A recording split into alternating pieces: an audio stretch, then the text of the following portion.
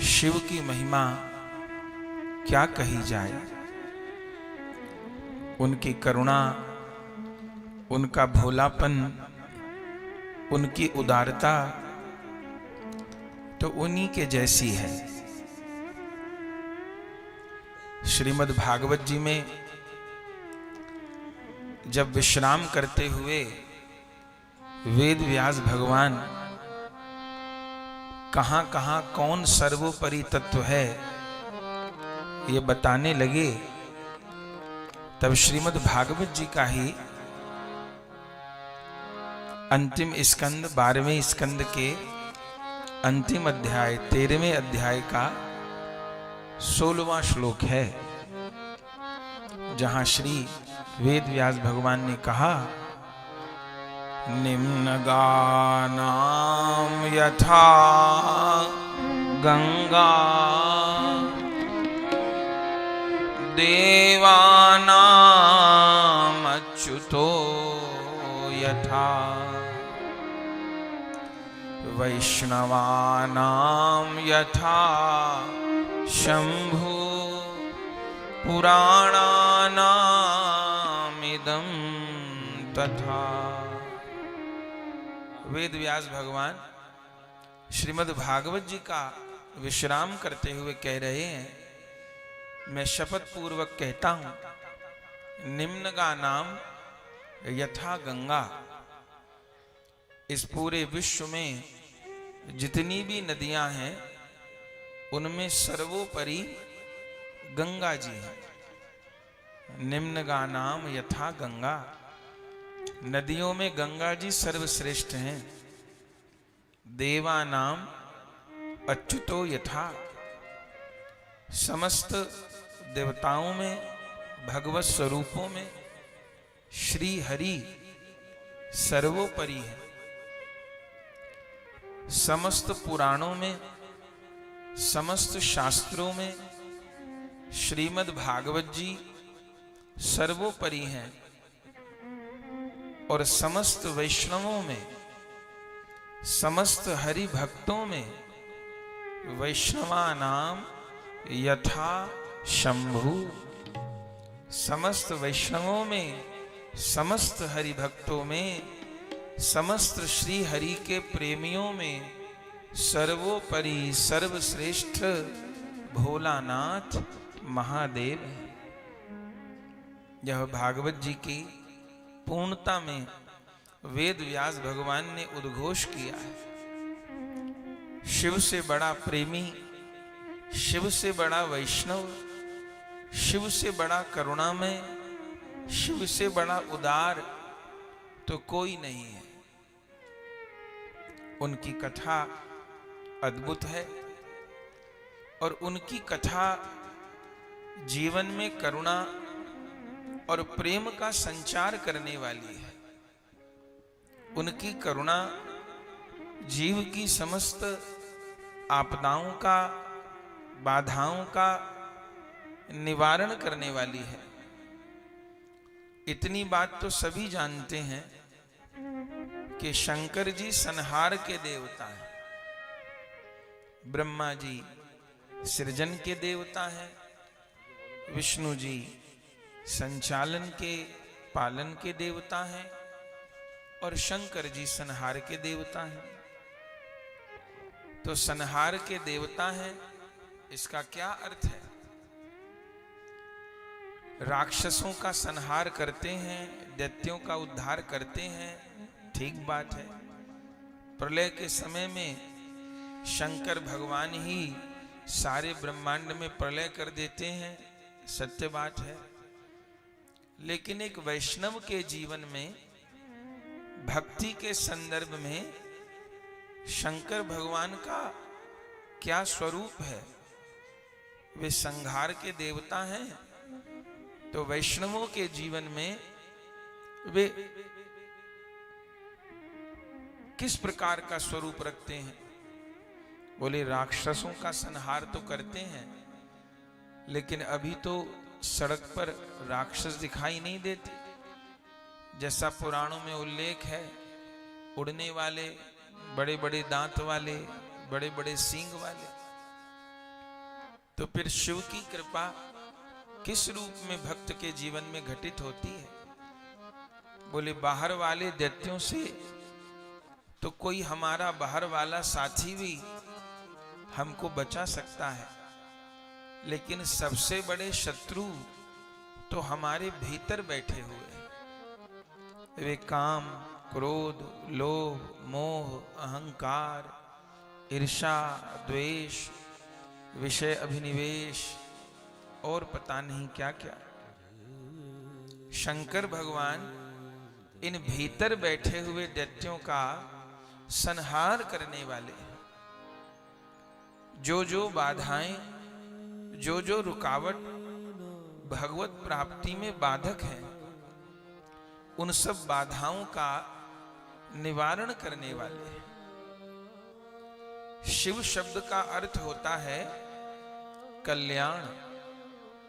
शिव शब्द के बहुत अर्थ ग्रंथों में कहे गए हैं। शिव माने कल्याण, शिव माने ज्ञान, शिव माने विवेक, शिव माने समाधान, शिव माने गुरु कृपा, शिव माने नाम कृपा, शिव माने संत कृपा। तो शिव कृपा किसको नहीं चाहिए? श्री रामचरितमानस में तो स्वयं भगवान के मुख का वाक्य है। नारद जी के प्रति प्रसंग आप सबको याद होगा। वह प्रसंग शिव महापुराण में भी कहा गया है।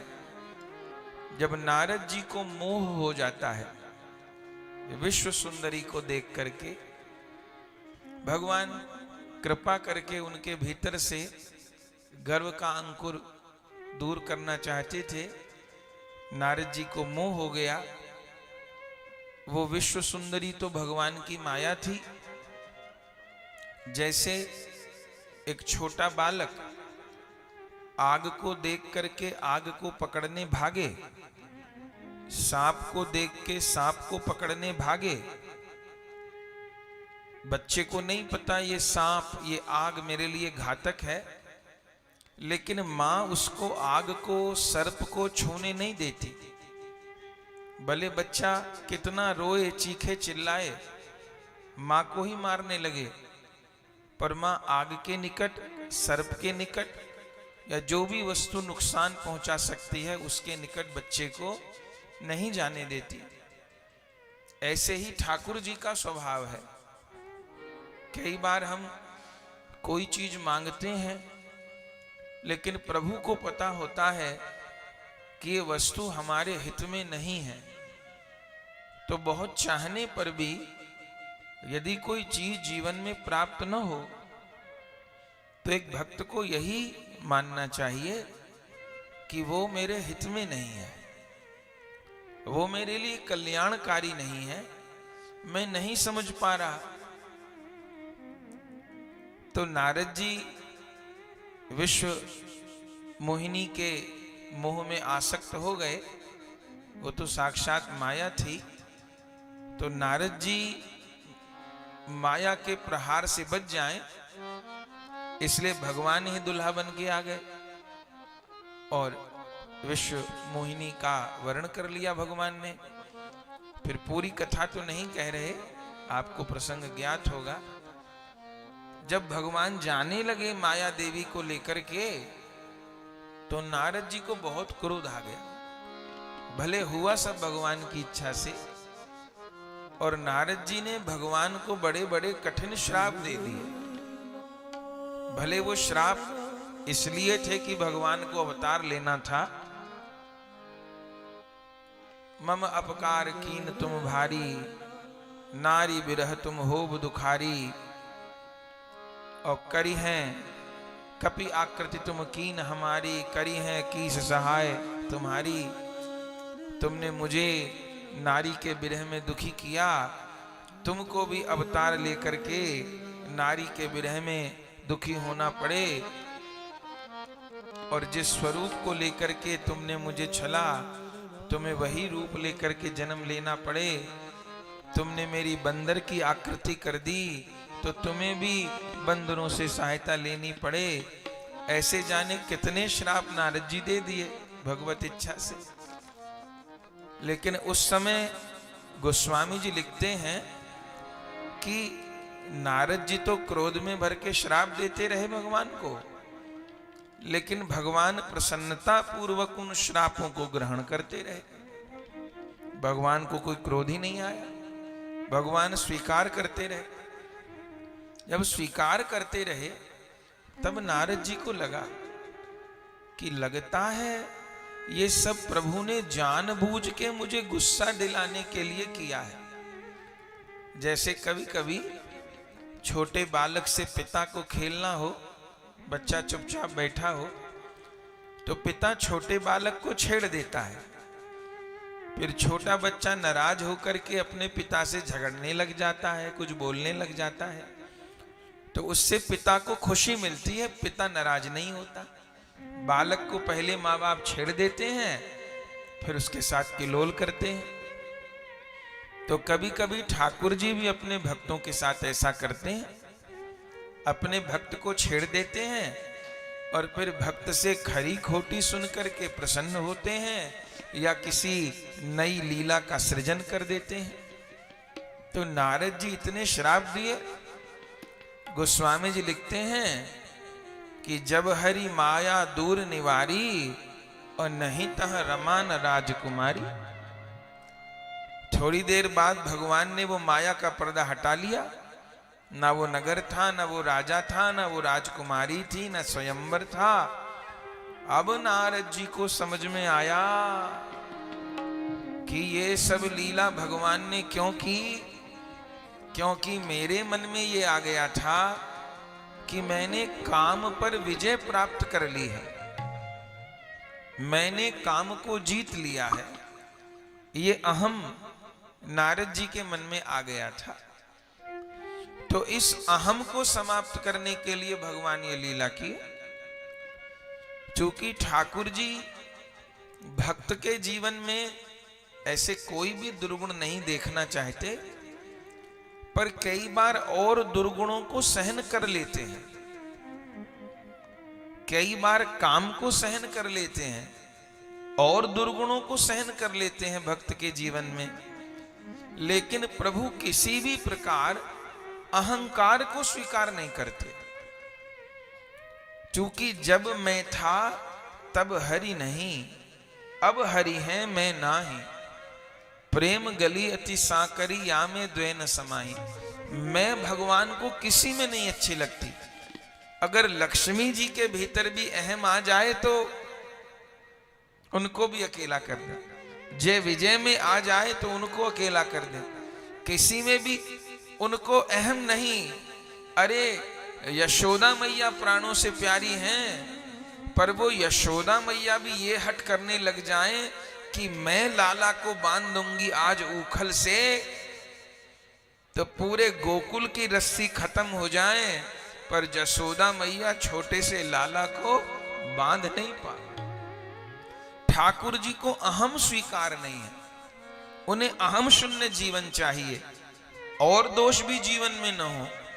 लेकिन कई बार और दोष निभ जाते हैं। निभ जाने से अर्थ है कि और दोषों के रहते भक्ति जीवन में प्रकट हो जाती है। ऐसा देखा गया है, भक्तमाल में ऐसे चरित्र हैं कि काम होते हुए भक्ति प्रकट हो गई, लोभ होते हुए भक्ति प्रकट हो गई, मोह होते हुए भक्ति प्रकट हो गई, ऐसे उदाहरण हैं। लेकिन अहंकार ना, जब मैं था तब हरि नहीं।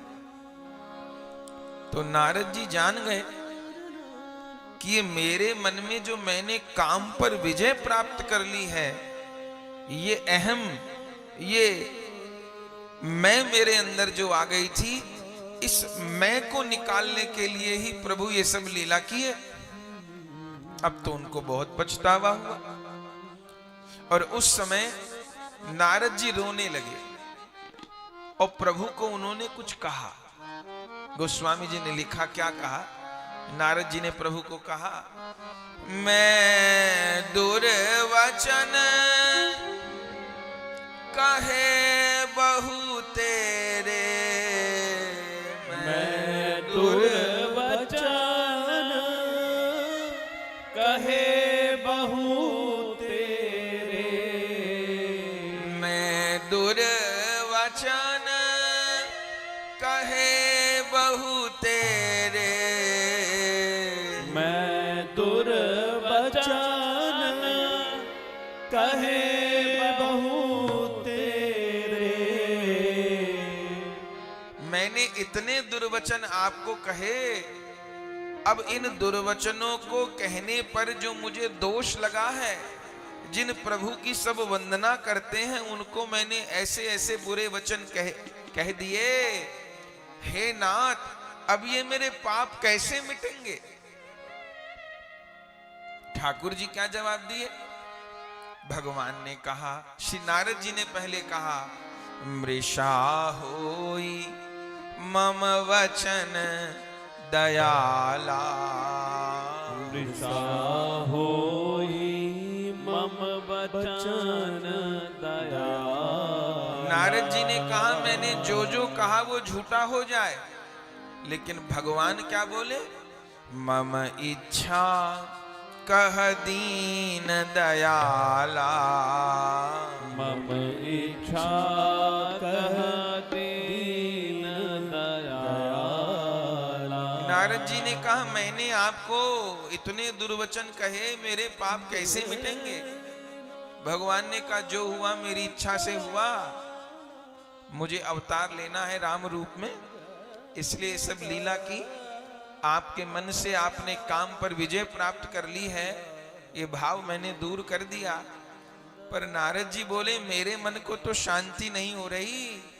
आपने तो खेल कर दिया, लेकिन उस खेल में मैं जिन प्रभु को रात दिन भजता हूं, उन प्रभु से दुर्व्यवहार कर दिया, तो वो ग्लानि, वो शर्मिंदगी तो मुझे हो रही है। मैं उससे कैसे बाहर आऊं, उस अपराध से कैसे निकलूं? तो इस समय प्रभु ने जो दो चौपाई कही हैं, वो हम सबके बड़े काम की हैं, और शायद उससे बड़ी शिव महिमा दूसरी नहीं होगी। नारद जी पूछे, कौन उपाय करूं? इतना बड़ा अपराध कर दिया आपके प्रति। ठाकुर जी क्या बोले? नारद जी, बहुत बड़ा उपाय करने की जरूरत नहीं है। क्या करो? जाहु जपहु शंकर सतनामा। जपहु जपहु शंकर सतनामा। जपहु जाहि शंकर सतनामा। जपहु जाहि शंकर सतनामा। जपहु जाओ शंकर सतनामा। जपहु जाई शंकर सतनामा। होई हृदय तुरत विश्रामा। होई हृदय तुरत विश्रामा। जपहु जाय शंकर सतनामा। जपहु जाई शंकर सतनामा। उस समय भगवान ने नारद जी को कहा, अरे अपराध हो गया, कोई बात नहीं, घबराने की जरूरत नहीं है। एक उपाय कर लो, सारे अपराध निवृत्त हो जाएंगे। क्या उपाय कर लूं? बोली, जाहि जपहु शंकर सतनामा। 100 बार शंकर शंकर शंकर शंकर शंकर शंकर शंकर शंकर शंकर शंकर शंकर शंकर ऐसा कहो। जाहि जपहु शंकर सतनामा, और होई हृदय तुरत विश्रामा। सारे अपराध क्षमा हो जाएंगे। 100 बार शंकर शंकर कह दे। असलियत में नारद जी से कोई अपराध हुआ ही नहीं, ठाकुर जी ने लीला की। लेकिन ये जो पंक्ति कही, ये वास्तव में नारद जी के लिए नहीं कही। नारद जी तो स्वयं भगवान के मन का अवतार है, उनसे तो प्रभु लीला की। अपराध तो हम जीवों से होते हैं, रात दिन होते हैं, पग पग पर होते हैं, क्षण क्षण में होते हैं।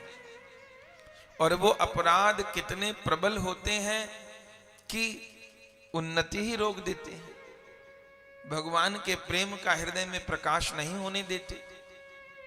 तो उन अपराधों के प्रभाव से कैसे बचा जाए, उस पाप के ताप से कैसे बचा जाए? अरे शंकर भगवान तो विष पीने वाले हैं। ऐसा मत सोचिएगा कि विष पिया था, ऐसा न सोचिएगा। वो आज भी विष पी रहे हैं। कैसे विष पी रहे हैं? हम भक्त लोग जितने भी अपराध करते हैं, रात दिन अपराध होते हैं मुझ जैसे जीवों पर जब भोले बाबा को प्रणाम करते हैं, जब भोले बाबा पर जल की धारा चढ़ाते हैं, भोले बाबा पर दूध की धारा चढ़ाते हैं, भोले बाबा पर बेल पत्र चढ़ाते हैं, प्रणाम करते हैं शिव को, तो शिव बदले में क्या देते हैं? हमारे जीवन के अपराध रूपी विष का पान कर लेते। ये शिव की कृपा है, ये शिव की उदारता है, ये शिव की करुणा है। कहां तक कही जाए उनकी करुणा। उन्होंने विष पिया था ऐसी बात नहीं, आज भी विष पीते हैं। देवता दैत्य लगे थे अमृत की खोज में, निकल आया विष। हम लोगों की भी तो यही स्थिति है। एक साधक अमृत की खोज में लगा रहता है, अमृत मिले, सुख मिले, आनंद मिले, प्रेम मिले, पर अमृत तो नहीं निकलता। अमृत तो हाथ आता नहीं, विष पहले निकल आता है। जो जीवन की प्रतिकूलता है, जो जीवन के कष्ट हैं, जो हृदय के बुरे भाव हैं, यही तो विष है। लेकिन इस विष को कौन पीते हैं? ये सदा सदा से विष पचाने का काम सारी सृष्टि के मंगल के लिए, सब जीवों के मंगल के लिए विष को पीने की सेवा ही भोलानाथ की है।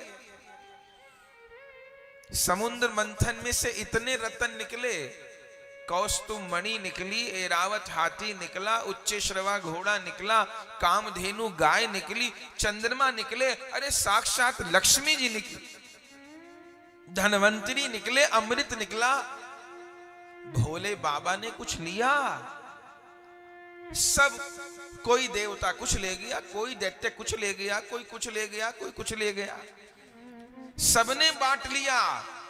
माने रत्न निकले तो भोले बाबा एक भी नहीं लिए, लेकिन विष निकला तो सबसे पहले लेने के लिए शिव आगे आ गए। आहा, ये है शिव की कृपा। जो अमृत की खोज में है। अमृत क्या है? राधा गोविंद का प्रेम ही अमृत है। भगवान सीताराम का प्रेम ही अमृत है। राधा गोविंद की नित्य लीला में प्रवेश हो, राधा गोविंद की प्रेममयी सेवा की प्राप्ति हो, यही अमृत है। अब हम जैसे अयोग्य प्राणी भी उस अमृत की खोज में लगे हैं। अब वो अमृत तो निकला नहीं, पहले विष निकल आता है मंथन करते हुए, सबसे पहले वही निकल आता है। अमृत प्राप्त ही न होता देवता और दैत्यों को, विष ही सबको समाप्त कर देता। उस विष को पीने की ताकत किसी की नहीं थी। उस विष की भाप से सबके शरीर जले जा रहे थे, फफोले पड़ गए थे शरीर पर। धन्य है, धन्य है, धन्य है। जब सब पीछे हट गए, तब सारे जगत का कल्याण करने के लिए न तो उस विष से सारी सृष्टि समाप्त हो जाती, शिव ने विष का पान कर लिया। इतनी कृपा है शिव की, इसलिए शिव की उपासना है। जो ये कहते हैं कि हम वैष्णव हैं, हम कृष्ण भक्त हैं, हम राम भक्त हैं, हमको भोले बाबा से क्या लेना देना, हम भोले बाबा को प्रणाम किए, भोले बाबा की कथा कहे, भोले बाबा का कीर्तन किए तो हमारी वैष्णवता में कमी आ जाएगी। हमको तो लगता है वो दुनिया के सबसे बड़े ही नासमझ हैं। अरे शिव तो कृष्ण प्रेम के भंडारी हैं, शिव तो विष लेने के लिए बैठे हैं और अमृत देने के लिए बैठे हैं। जैसे ये हरे हरे पेड़ हैं, ये कितने दयालु हैं। आज सब जगह लिखा रहता है ना, ग्रीन ग्रीन ग्रीन ग्रीन देली, ग्रीन ये ग्रीन करिए, पेड़ लगाइए। इस समय पेड़ काटना मनुष्य को मारने के बराबर पाप है, अपराध है। तो इन पेड़ों को बचाने के लिए सब लोग क्यों लगे हैं? क्योंकि ये पेड़ बहुत उपकारी हैं। ये फल देते हैं, पत्ते देते हैं, छाया देते हैं, लकड़ी देते हैं, वो तो सत्य है। पर सबसे बड़ा काम क्या करते हैं? ये कार्बन डाइऑक्साइड सोखते हैं और ऑक्सीजन देते हैं। और हम लोग कैसे हैं? हम लोग ऑक्सीजन सोखते हैं, ऑक्सीजन ग्रहण करते हैं और कार्बन डाइऑक्साइड छोड़ते हैं। तो संसार में हर मनुष्य ऑक्सीजन लेता है। ये जितने जीव जंतु हैं, सभी लोग ऑक्सीजन से ही शरीर चल रहा है। पर ये जो वृक्ष हैं, ये ऑक्सीजन छोड़ते हैं और हमारे शरीर से जो बुरी वायु निकलती है, नकारात्मक वायु निकलती है, कार्बन, उसको ग्रहण करते हैं। तो इसलिए हमारे यहां वृक्षों की पूजा है। ये भगवान का स्वरूप मान करके पीपल की पूजा होती है, बट की पूजा होती है। शिव का यही काम है। वो जीव के विष को ग्रहण करते हैं और उसको अमृत दान करते हैं, उसको अमृत ग्रहण करने की योग्यता प्रदान करते हैं। तो श्री हरि नारद जी को क्या कहे? चिंता मत करो, अपराध का मार्जन हो जाएगा। अब इससे हम लोग ये अर्थ न लगा लें कि अब तो हमको बहुत बढ़िया तरीका पता चल गया, अपराध तो होते ही रहते हैं हमसे लगातार, अब खूब अपराध करेंगे, 100 बार शंकर शंकर करने में क्या लगता है, कर लेंगे शंकर शंकर शंकर शंकर शंकर शंकर शंकर 100 बार। ऐसा दुरुपयोग तो न करिएगा। पर न चाहते हुए भी अपराध बनता है, सेवा में अपराध बनता है, भजन करते में अपराध बनता है, जीवन के निर्वाह में अपराध बनता है। तो शिव को प्रणाम, शिव का नाम, शिव को जलाभिषेक, इनका सबसे बड़ा लाभ। हम कोई टोना टोटका की बात नहीं बता रहे। ये शिव का नाम, शिव को प्रणाम, शिव का अभिषेक सबसे बड़ी जो जीवन में उपलब्धि कराता है, अपराध का मार्जन करता है, ये रोग का मार्जन करता है। क्या कहना, जपहु जाहि शंकर सतनामा, 100 बार शंकर शंकर कहो, अपराध दूर हो जाएंगे। नारद जी ने कहा 100 बार शंकर शंकर कहूं? हाँ। तो नारद जी ने कहा मैं तो नारायण नारायण जपता हूं, श्रीमन नारायण नारायण नारायण नारायण, मैं तो नारायण नारायण जपता हूं। तो नारायण नाम मेरे पाप नहीं काटेगा क्या? नहीं, नारायण नाम की महिमा कम है ऐसी बात नहीं। लेकिन जैसे किसी को बुखार हो जाए और वो ताकत बढ़ाने का टॉनिक पीने लग जाए, तो ताकत बढ़ाने का टॉनिक कोई पी रहा है, कोई पौष्टिक आहार ले रहा है तो अच्छी बात है। शरीर अगर मजबूत रहेगा तो रोग जल्दी जल्दी नहीं लगेंगे। पर अगर बुखार हो गया तो उस समय पैरासिटामोल चाहिए। वो कहे कि मैं तो ताकत बढ़ाने वाली दवा खाऊंगा, तो अगर बुखार हो रहा है तो पैरासिटामोल चाहिए, बुखार उतारिए फिर शरीर को मजबूत बना लीजिएगा। तो जो शिव की कृपा है, जो शिव का नाम है, जो शिव का गान है, जो शिव की महिमा है, वो अपराध की निवृत्ति करने वाला नाम है, अपराध की निवृत्ति करने वाली महिमा है।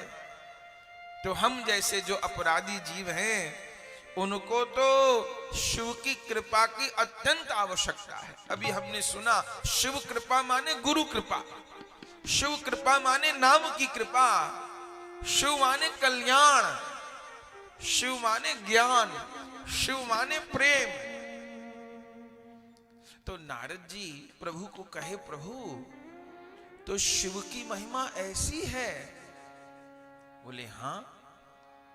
तो मेरा अपराध तो मार्जन हो जाएगा, और अब इस आचरण के कारण मेरी जो भक्ति कम हो गई है, माने मैं पहले जिस भक्ति की स्थिति में था वो मेरी भक्ति अब नहीं रही। पहले इतना प्रेम में, कोई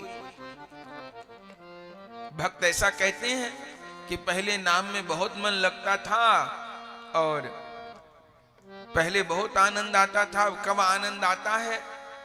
तो क्या उपाय है?